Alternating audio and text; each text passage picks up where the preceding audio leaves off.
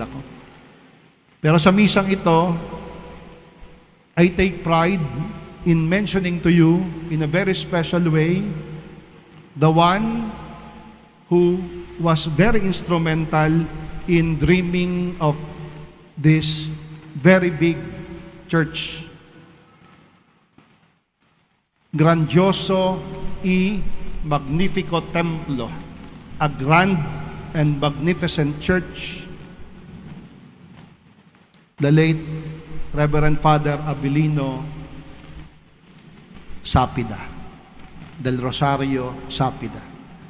Sana isama niyo siya sa inyong mga panalangin dahil siya ang isa sa mga unang nangarap para sa kung ano ang meron tayo ngayon.